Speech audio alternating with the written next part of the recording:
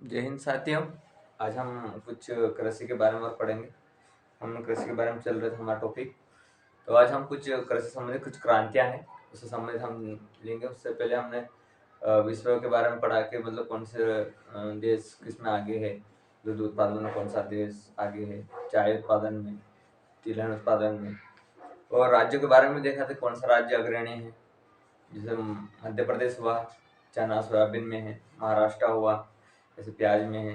वैसे हमने तो सभी राज्यों के बारे में देखा। अब हम कुछ क्रांतियां देख रहे थे, जो क्रांतियां कभी कभी एग्जाम में पूछता है।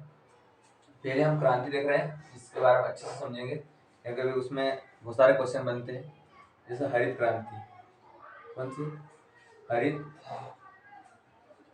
क्रांति। कभी कभी पूछता है हरित क्रांति किससे संबंधित है, डायरेक्ट क्वेश्चन पूछता है। तो हरित क्रांति का संबंध खाद्यान्न उत्पादन से है। किससे है? खाद्यान्न उत्पादन, मतलब खाद्यान्न उत्पादन से संबंधित है। संबंध किससे है? या फिर एक संबंध बोलते चावल और गेहूं से संबंधित है, पर खाद्यान्न उत्पादन उत्तम रहेगा। खाद्यान्न उत्पादन से कौन सी? हरित क्रांति। अब हरित क्रांति खाद्यान्न उत्पादन से। खाद्यान्न उत्पादन में देखते हैं कि किसमें क्या क्या हुआ था। तब खाद्यान्न उत्पादन है उसमें हम कुछ देखते हैं, पॉइंट कुछ है, उसका परिणाम क्या हुआ था और उत्पादन क्या क्या था। तो उसमें उसका एक ही उद्देश्य था, उच्च उत्पादन। उद्देश्य क्या था इसका? उच्च उत्पादन। सीधी सी बात है, उद्देश्य देखते हैं। क्या देख रहे हैं? उसका उद्देश्य देखते हैं। कभी कभी एग्जाम में पूछ लेता है, पॉइंट देके उसका उद्देश्य देखते हैं। तो उसका उद्देश्य था उच्च उत्पादन, है ना। कैसा था? उच्च उत्पादन। या फिर बोल सकते उच्च उत्पादन। तो उसका मतलब किसके कारण क्या क्या उत्पादन करना था, तो बहुत सारी था। जैसे मानक रूप से, किसमें? मानक रूप से या आंशिक रूप से बोल सकते हैं अपन। और क्या उसमें आंशिक रूप में कौन कौन से थे और सकारात्मक कौन कौन से थे, ये देखेंगे हम। तो उद्देश्य तो उच्च उत्पादन। या फिर हम ये भी देख सकते हैं उच्च उत्पादन के संबंधित उद्देश्य भी है, क्या क्या उसमें यूज किया गया था हरित क्रांति में, है ना। हरित क्रांति में क्या यूज किया गया था ये देखते हैं। तो हरित क्रांति में क्या था? उच्च उपज, उच्च उपज क्षमता वाले बीज, उच्च क्षमता वाले बीज का यूज करेंगे। किसका बीज का यूज किया गया? किसमें? हरित क्रांति में, है ना। किस संबंधित? उच्च उत्पादन बीज। फिर रासायनिक उर्वरक का यूज किया गया। किसमें?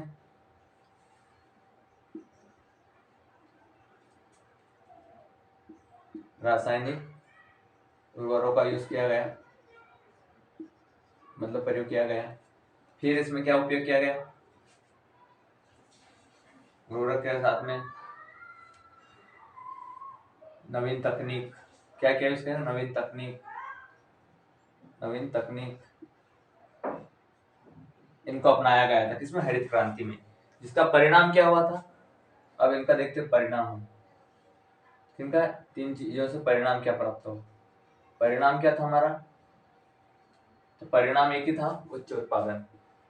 क्या था? उच्च उत्पादन। ठीक है। कभी कभी कुछ क्वेश्चन पूछता है। तो हरित क्रांति का परिणाम क्या था? तो एक ही था, उच्च उत्पादन। अब हरित क्रांति का जो शब्द था, कौन सा? हरित क्रांति का शब्द का यूज किसने किया था? कभी क्वेश्चन अभी तक तो नहीं बना, पर कभी बन सकता है। तो हरित क्रांति का जो शब्द था, जो वैश्विक लेवल से, है ना, किसमें? वैश्विक लेवल से। तो उसका शब्द का प्रयोग किसने किया था? तो प्रोफेसर, कौन थे? Professor William Gates. कौन थे? Professor William Gates. ये यूएसए से थे, मतलब अमेरिका, संयुक्त राज्य अमेरिका में था, उससे संबंधित थे। तो उन्होंने हरित क्रांति शब्द दिया था वैश्विक रूप से। कौन थे? विलियम गेट्स से। अभी देखते हैं हम कि जो हरित क्रांति के जनक वैश्विक रूप से, है ना, हरित क्रांति के जनक, हरित क्रांति के जनक, है ना, देख रहे हैं। ठीक। तो हरित क्रांति के जनक जो वैश्विक रूप से, कैसे? वैश्विक रूप से विश्व में किसको मानते हैं? तो हमारे हैं डॉक्टर है ठीक है, doctor Norman Borlaug, doctor Norman E Borlaug बोलते हैं, ई बोरलॉन, ई बोरलॉन। ये है जनक किसके, हरित क्रांति के, किसके, हरित क्रांति के। ठीक है, वैश्विक रूप से। और भारत में देखे तो भारत में अलग हुआ था, तो कौन थे, डॉक्टर डॉक्टर नॉर्मन ई बोरलॉन, जिन्होंने 1970 के दशक में शांति का नोबेल पुरस्कार मिला था। कब, 1970 के दशक में, इन्हें 1970 में शांति का नोबेल पुरस्कार मिला था। और उनका निधन होगा 2009 में निधन हो गया था। तो उसी के उपलक्ष्य में विश्व खाद्य पुरस्कार की स्थापना हुई थी। उस समय हमारे भारत में पायलट प्रोजेक्ट चलाया गया था। तो वो जिससे लाभान्वित राज्य थे हमारे पंजाब और हरियाणा थे, है ना। तो उसकी बात करते हैं। तो कभी पूछता है हरित क्रांति किससे संबंधित है, खाद्यान्न उत्पादन और उच्च उपज क्षमता के बीच रासायनिक उर्वरक का यूज किया गया और नवीन तकनीक का टेक्निकल का यूज किया गया। परिणाम क्या रहा, तो परिणाम एक ही रहा हमारा, उच्च उत्पादन। क्या रहा, उच्च उत्पादन। अब हरित क्रांति के शब्द कौन दिए थे, प्रोफेसर विलियम गेट्स, जो यूएसए से थे। और जो डॉक्टर नॉर्मन ई बोरलॉन थे, ये भी मेक्सिको थे। और मेक्सिको कहाँ, यूएसए में ही पड़ता है। मेक्सिको के थे, कहाँ के थे, मेक्सिको के। जिन्होंने गेहूं के ऊपर काफी मतलब गेहूं के बारे में उन्होंने अच्छी खासी नई नई वेराइटी के बारे में उन्होंने खोजा, उन पर अच्छा परीक्षण किया है ना। हम भारत में देखते हैं, हम भारत में हरित क्रांति की शुरुआत कब हुई थी, कहाँ, भारत में। इसकी शुरुआत किसके, हरित क्रांति की शुरुआत कहाँ पे, भारत में। तो शुरुआत हुई थी हमारे भारत में 1967 से 68 के बीच में हुई थी। कब हुई थी, 1967 से 68 के बीच की हुई थी। कब, 1967 से 68 के बीच। हमारे यहाँ क्या था उस समय, पीएम कौन था, हमारे यहाँ पीएम थी इंदिरा गांधी। पीएम कौन थे, इंदिरा गांधी, इंदिरा गांधी थी उस समय। जब हरित क्रांति आई तब शुरुआत हुई थी हमारे भारत में, 1967 से 68 के बीच हुई थी। पीएम इंदिरा गांधी थी। और कृषि मंत्री, है ना, कौन से, कृषि मंत्री उस समय, कृषि मंत्री कौन थे, कभी क्वेश्चन पूछ सकता है। तो चिदम्बरम सुब्रमण्यम हमारे कृषि मंत्री थे, सुब्रमण्यम। कभी क्वेश्चन पूछ ले कि जब हरित क्रांति हमारे भारत में स्टार्ट की गई तब कृषि मंत्री कौन थे, तो चिदम्बरम सुब्रमण्यम। और पीएम कौन थी, हमारी इंदिरा गांधी जी थी। कब चल रही थी हमारे भारत में, 1959 से और 68 के बीच में। कौन से सीजन को माना जाता है हरित क्रांति की शुरुआत, तो वो है सीजन हमारा खरीफ सीजन, सॉरी खरीफ सीजन। कौन सी माना जाती है, खरीफ सीजन। सीजन मानते हैं, कौन सा सीजन पूछ ले कभी, तो खरीफ सीजन से मानते हैं। किसके सीजन, खरीफ सीजन से मानते हैं। ठीक है, हम आगे और देखते हैं, ये मैं इसके बारे में बता रहा हूँ आगे। भारत, अब भारत में क्या क्या हुआ, तो भारत में जब इंदिरा गांधी पीएम थी, कृषि मंत्री थे चिदम्बरम जी, और सचिव थे। तब सचिव कौन थे, कृषि सचिव। क्वेश्चन कहीं से पूछ सकता है, तो वहां था अशोक मेहता। कौन थे, अशोक मेहता थे वहां के, कहाँ से, कृषि सचिव, कृषि सचिव तब अशोक मेहता थे।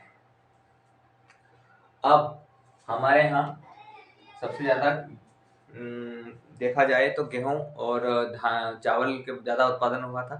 तो हम देखते हैं इसका हरित क्रांति का परिणाम क्या हुआ था हमारे यहाँ भारत में, क्या परिणाम देखते हैं।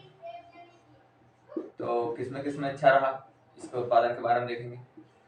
तो एक मानक रूप से सबसे ज्यादा उत्पादन हुआ था, एक आंशिक रूप से और एक अप्रभावित रहा था, है ना। मानक रूप से मतलब अच्छा उत्पादन हुआ था, आंशिक रूप से और अप्रभावित रहा। हमारे भारत में सबसे ज्यादा आंशिक रूप से सकारात्मक रहा है ना, सकारात्मक और मानक रूप से सकारात्मक।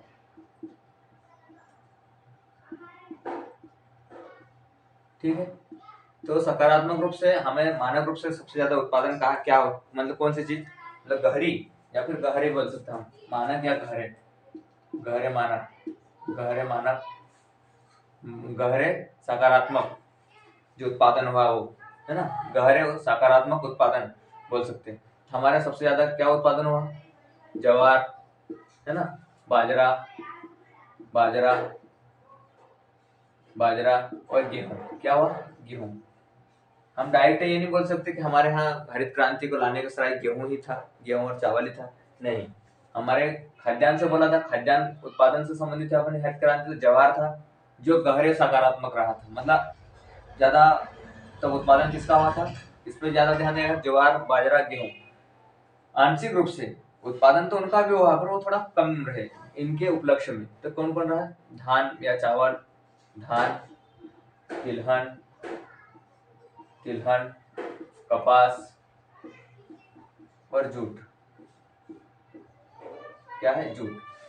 ये इनका आंशिक रूप से सकारात्मक रूप से हमारा उत्पादन हुआ था। इनका धान, तिलहन, कपास, जूट और ज्वार, बाजरा, गेहूं जो गहरे रूप से सकारात्मक, मतलब इनका उत्पादन हरित क्रांति के समय अच्छा खासा उत्पादन हुआ था, इसलिए खाद्यान्न उत्पादन बोलते हैं।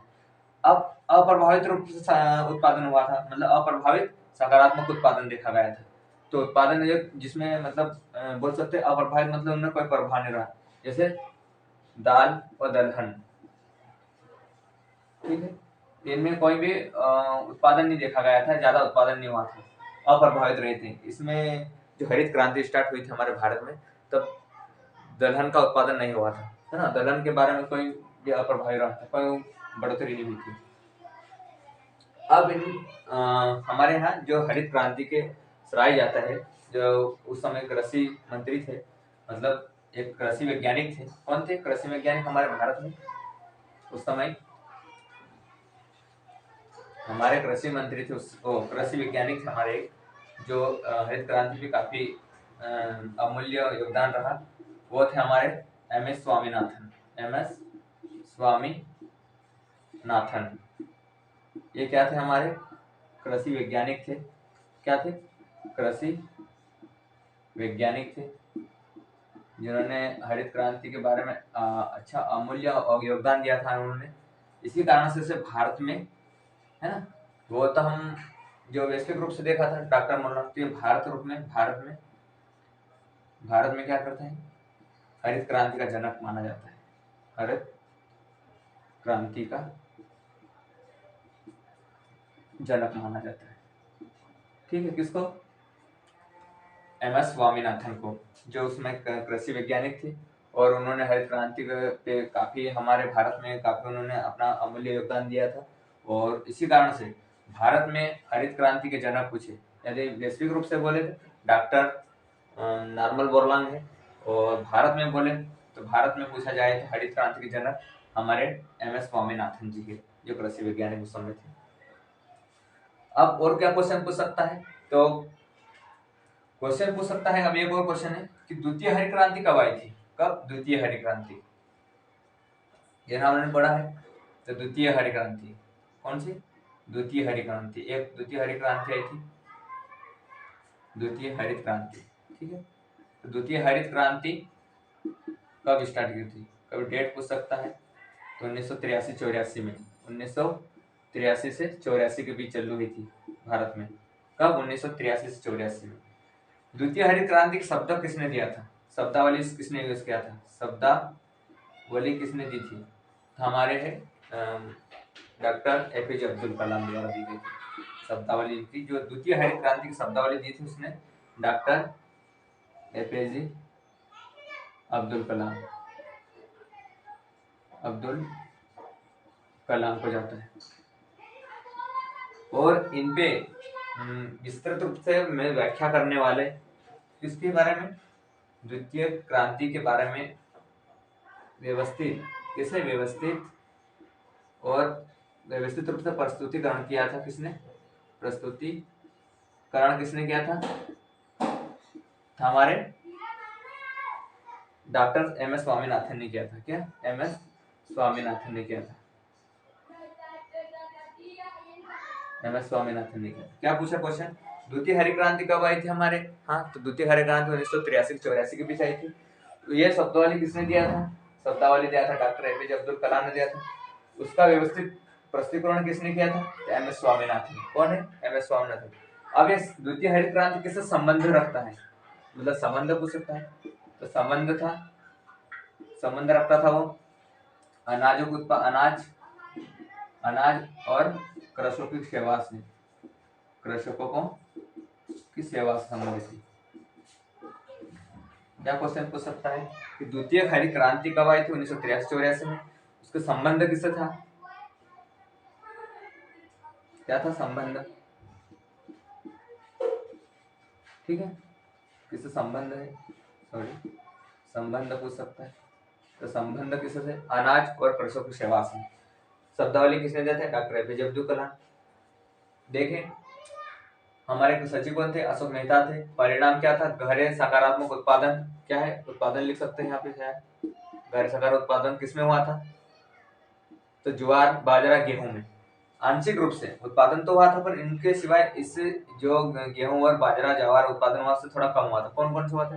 धान, तिलहन, कपास, जूट अप्रभावित रहे थे, जिनका उत्पादन कम हुआ था, बहुत कम, ना के बराबर। दलहन, दाल दलहन, है ना। ये हमारे जो एम एस स्वामीनाथन है, वो एक कृषि वैज्ञानिक थे उस समय। उन्होंने काफी हरित क्रांति के बारे में उन्होंने योगदान दिया था। इसी कारण से भारत में हरित क्रांति का जनक कहा माना जाता है। ठीक है, अब हम देखते हैं दुग्ध क्रांति। अब हमने हरित क्रांति के बारे में जो क्वेश्चन बने उससे संबंधित पूरी जानकारी आपको दी है। अब देखते हैं हम क्वेश्चन, देखते हैं हम आगे। दुग्ध क्रांति कौन सी देखते हैं? दुग्ध क्रांति, जिसको लाने का श्रेय जाता है हमारे। और ये क्वेश्चन यहाँ पे जो पायलट प्रोजेक्ट है, कौन से पायलट प्रोजेक्ट है भारत में, एक पायलट प्रोजेक्ट चलाया गया था। प्रोजेक्ट कभी हो सकता है प्रोजेक्ट किससे संबंधित है ना। तो ये है, ठीक है। तो भारत में पायलट प्रोजेक्ट है। तो उस समय ये विश्व खाद्यान्न पुरस्कार समय चालू किया गया था। तो इससे लाभान्वित कौन थे? इसको लाभान्वित, सबसे ज्यादा लाभान्वित होने वाले राज्य कौन से? तो पंजाब और हरियाणा है। कौन सा है? जो गेहूं के संबंधित, मतलब अनाज से संबंधित है, अनाज में उत्पादन के संबंधित है। तो ये पायलट प्रोजेक्ट किस संबंधित है? हरित क्रांति संबंधित है और ये फसलों से संबंधित है। कहाँ पे हुआ था सबसे ज्यादा लाभान्वित राज्य?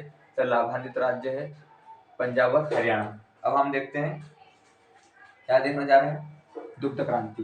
कौन सी है? दुग्ध क्रांति।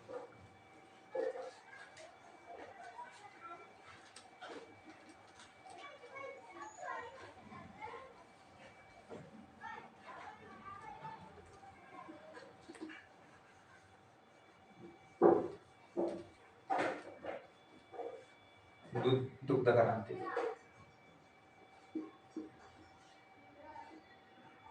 दुग्ध क्रांति। दुग्ध क्रांति किससे संबंधित है? दूध उत्पादन से। दूध उत्पादन में वृद्धि करना, दूध उत्पादन में वृद्धि करना। ठीक है, दूध उत्पादन, इसकी शुरुआत या इसके जनक माने जाते हैं हमारे। कौन है जनक? दुग्ध क्रांति के जनक हमारे दुग्ध क्रांति के जनक है डॉक्टर वर्गीस कुरियन। कौन है? डॉक्टर वर्गीस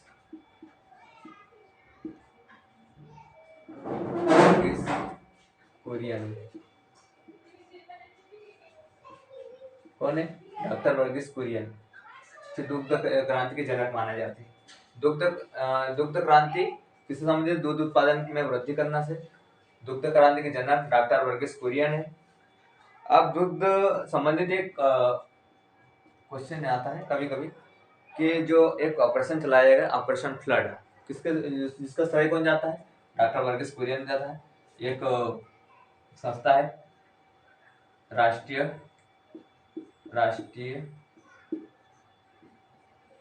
डेयरी विकास बोर्ड के द्वारा, है ना, इसके द्वारा क्या चलाया गया था? ऑपरेशन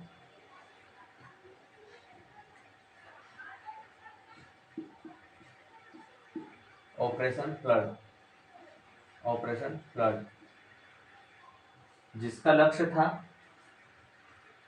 कि दुग्ध उत्पादन वैश्विक रूप से अधिक रूप से उत्पादन करना, जिसका उद्देश्य क्या था,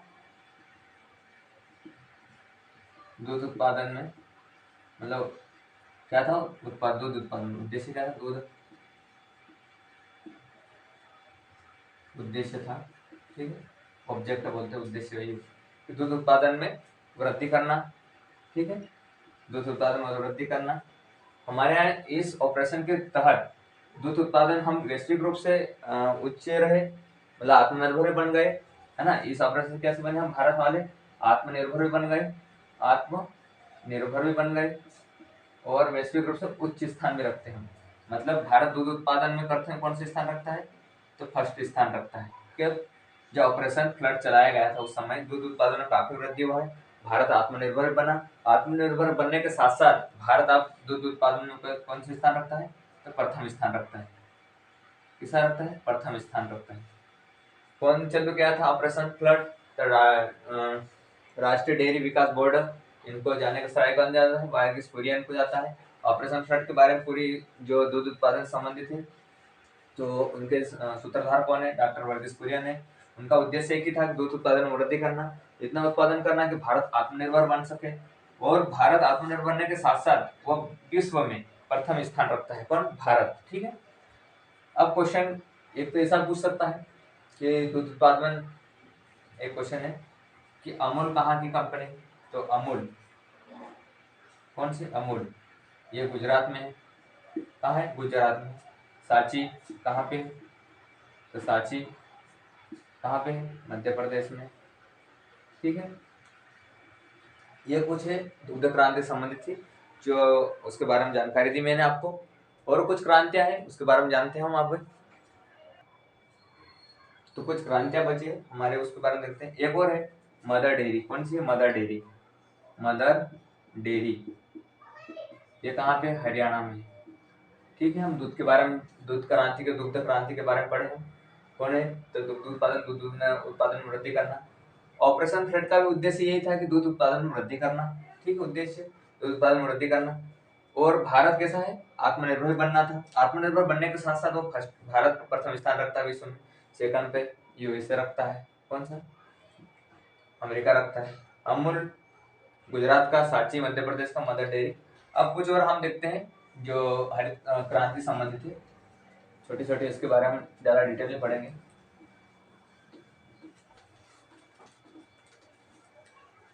तो कुछ क्रांतियां हैं, तो कौन से है, एक क्रांति देखते हैं।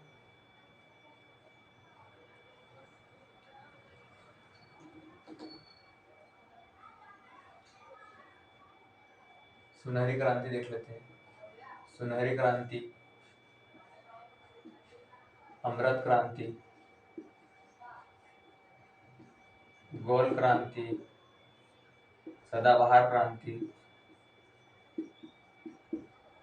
सदाबहार क्रांति, पीली क्रांति, कौन सी, पीली क्रांति, भूरी क्रांति, भूरी क्रांति, और गोल क्रांति हो गई, लाल क्रांति और मुख क्रांति, कौन सी, मुख क्रांति। ये क्रांति है कुछ मुख्य रूप से। सुनहरी क्रांति, कौन सी सुनहरी क्रांति, सुनहरी क्रांति था सभी फसलों के उत्पादन में वृद्धि करना। कैसे, सभी फसलों के उत्पादन में, फसलों के उत्पादन में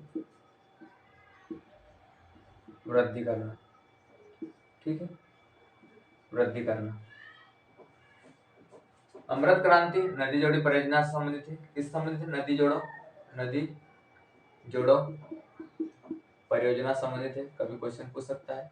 तो अमृत क्रांति, ठीक। गोल क्रांति किससे संबंधित है, अंडा और आलू से संबंधित है, या फिर आलू बोल सकते हैं, ठीक है, अंडा आलू। सदाबहार क्रांति, ये फसलों के उत्पादन में दुगनी वृद्धि करना है ना। कैसे करना है? फसलों के उत्पादन में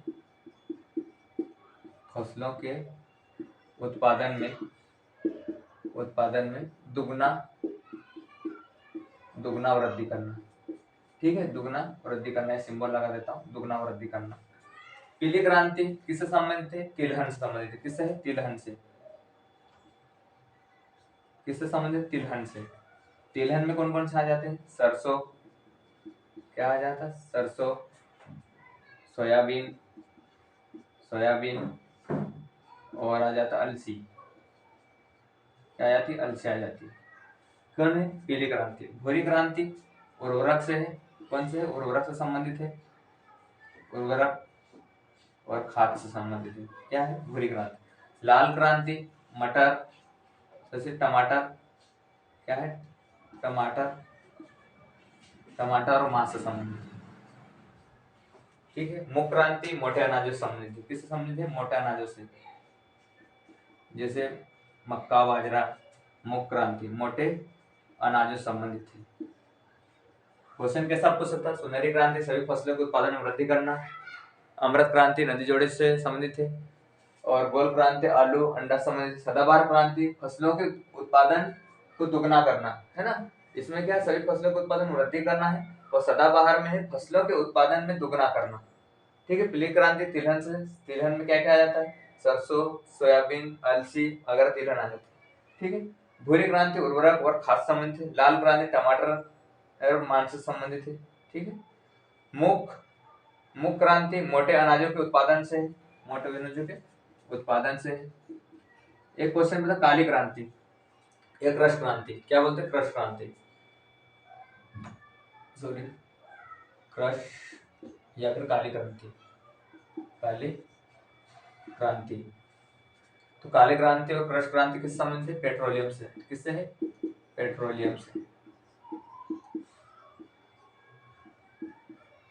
ये हमारी कुछ क्रांतियां हो गई जो प्रमुख समय मैंने पढ़ाया है।